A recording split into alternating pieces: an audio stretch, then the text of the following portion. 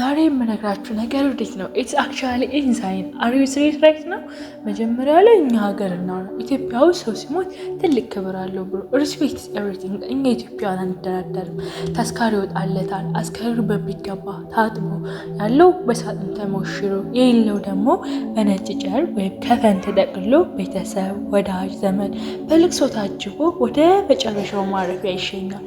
ክርስቲያኑ በቅድስት ቤተ ክርስቲያን፣ ሙስሊሙ በመቃብር ስፍራ መሬት ነበርክና ወደ መሬት ትመለሳለህ ተብሎ በክብር አፈር ይለብሳል። እዚስ አወር ፋይናል ወይ ፎለር ነው። ግን ቆይ ሊስን ከኢትዮጵያ በሺህ ኪሎ ሜትሮች ርቃ በእስያ አህጉር እምብርት ላይ በከፍተኛ ተራሮች ሩፍ ኦፍ ወርልድ ወይም የዓለም ጣራ በምትባለው ትቤት ውስጥ ግን ነገሩ ሌላ ነው ብሩ። እዚያ ምድር ላይ ስጋ ለአፈር መስጠት ብርቅ ነው፣ ጭራሽ አይታወቅም። ይልቁንም ለሺህ ዓመታት የቆየውና እጅግ አስገራሚ ባህላቸው የሞተን ሰው ስጋ ለአሞሮች፣ አዎ ለአሞሮች በፈቃደኝነት መስጠት ነው። በሬሳ ሳጥን ውስጥ ተቀብሮ መበስበስ ምን ፋይዳ አለው? ዋት ኢዝ ዘ ፖይንት ይላሉ። ይልቁንስ የሞተውን አካሌን ለሌላ ሕይወት ላላቸው ፍጥረታት ምግብ ይሁን የሚል ትልቅ መንፈሳዊ እምነት አላቸው። ዚስ ፒፕልስ አር ቢልድ ሄር አስከሬናቸው ለሰማይ አሞሮች አሳልፈው ይሰጣሉ። ይህ ከኛ ባህል እጅጉ የራቀ በመጀመሪያ ስንሰማው የሚዘገንን ክሮሶር ስካይር በሚባል ለቲቤታውያን ግን የነፍስ መውጫና የመጨረሻ የልግስና ተግባር ተደርጎ ይወሰዳል።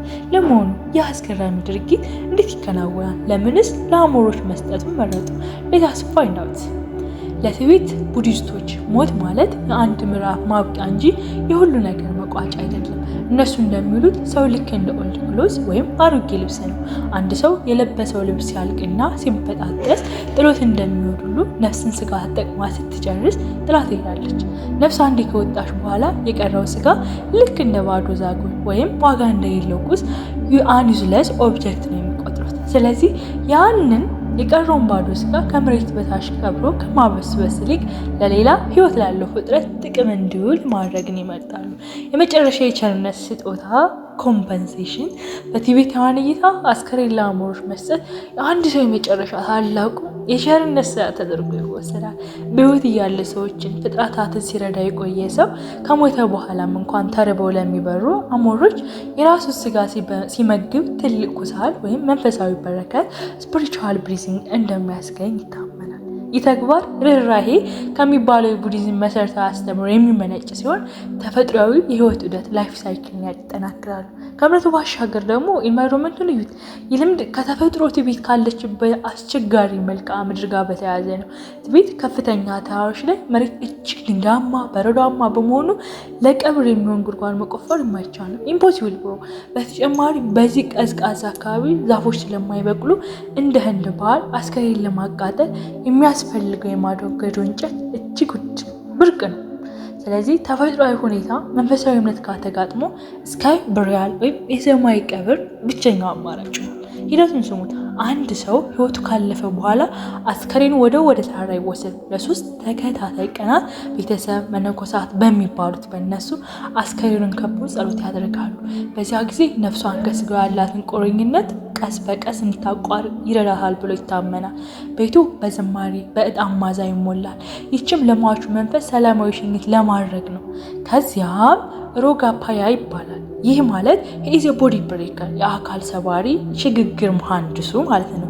ሮጋፓያ የሚባለው አስከሬኑን ተሸክሞ ከፍ ወዳለ የሰማያዊ መቃብር ተብሎ ወደሚጠራው ድንጋያማ ተራራ ይወጣል።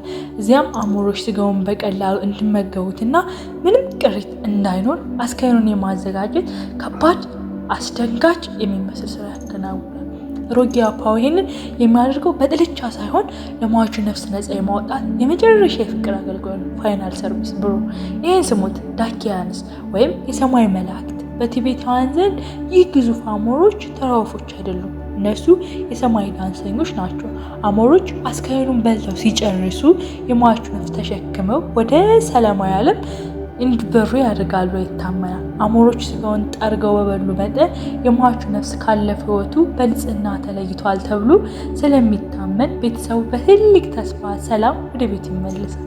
የሚገርመው ነገር አሞሮቹ ስጋውን በልተው እንዲሄዱ አይፈቀድላቸውም። ሮጋፓያ የሚባለው የቀረውን ጠንካራ አጥንት እንኳን ሳይቀር ፈጭቶ ጽንፓ ከሚባል የገብስ ዱቄት ከቅቤ ጋር በመለወስ ለአሞሮቹ ያቀርብላቸዋል። አጥንቱን ጭምር እንዲበሉና በአካባቢው ምንም አይነት ምልክት እንዳይቀር ነው። ኖት ሪስሌፕት የሀገራችን ሰው እንደ አይነት ጥንቅቅ ያለ ስርዓት አጥቦ አስጥቶ ሄደ እንደሚለው ሮጌ ፔያውምም የሟቹ አጥንት ለፍጥረታት አጥቦና አዘጋጅቶ ይሰጣል። በዚህ ድንጋያማ ተራራ ላይ ከጥቂት ሰዓት በኋላ የሚቀረው ባዶ ሜዳና ተራራ ብቻ ነው። የንጽህና መለኪያውን እዩት። አሞራው ካልነካው በቲቤታውያን ዘንድ አንድ አስገራሚ እውነት አለ። አሞሮቹ አስከሬኑ ሙሉ በሙሉ ጠርገው ከበሉት ክሊን ፕሌት ሟቾቹ በህይወት ዘመኑ ምንም ኃጢአት የለበት ንጹህ ሰው ነው ተብሎ ይታመናል። ቤተሰቦቹ፣ ዘመዶቹ በሰላም ሄዳሉ ብለው በደስታ ይጽናናሉ።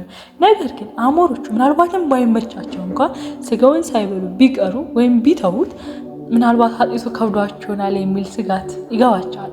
እኛ ጋር የቆምንበት መሬት አይክፋው እንደሚለው ሁሉ እነሱ ጋር ደግሞ የበላው አሞራ አይክፋው የሚሉ ይመስላሉ። ደብሊው ብሊቭ ጌታ። በመጨረሻ ይህ በቲቤት ተራሮች ላይ ለሺህ ዓመታት የጸናው የሰማይ ቀብር ለውጭ ሰው ሲሰማ የሚያሳዝን አልፎም ተርፎም አስፈሪ ሊመስል ይችላል። ኢትስ ክሬዚ አይ ኖ። ነገር ግን በጥልቀት ለተመለከተው ሰው ይህ ባህል የሰው ልጅ ከተፈጥሮ ጋር ያለውን ፍጹም መጣጣም ለፍጥረታት ጥልቅ ራሄን የሚያሳይ ነው። ቲቤታውያን ስጋቸውን ለአሞሮች በመስጠት ከመሬት ተገኝተን ለምድር በረከት እንሆን የሚል ታላቅ የልግስና የጥበብ ተግባር ይኖታል። ሞት ለነሱ መጨረሻ ሳይሆን ነፍስ አሮጌ ልብሷን ጥላ ወደ ሰማይ የምትበርበት የፈቃደኝነት መንገድ ነው። ውድ ተመልካቾቻችን እንግዲህ የቲቤት የሽኝት ስርዓት እንዲህ ያለ አስገራሚ ገጽታ አለው። እኛ ኢትዮጵያችን አስከሬንን በክብር አፈር ማልበስ እንደ መለኪያ ብንወስደውም እነሱ ግን ለሰማይ አሞሮች አሳልፈው መስጠት እንደ ታላቅ ጽድቅ ይቆጥሩታል። እኛ በክብር እንቀብራለን፣ እነሱ ደግሞ በክብር ለአሞራ ያበሉ። ለስጋቸው በጭራሽ አይሳሱም። በሉ እስኪ ኮሜንት ላይ ንገሩኝ፣ በእውነት ንገሩኝ። እናንተ ብትሆኑ ስጋችሁን ለአሞራ እንድሰጥ ትፈቅዳላችሁ ወይስ ነው የምትሉት? ደብሊው ኦር ኤሊ ትራዲሽን? እስኪ ኮሜንት ላይ አስፍሩልኝ። ሰብስክራይብ ማድረግ እንዳትረሱ። አይ ላቭ ዩ ጋይስ ባይ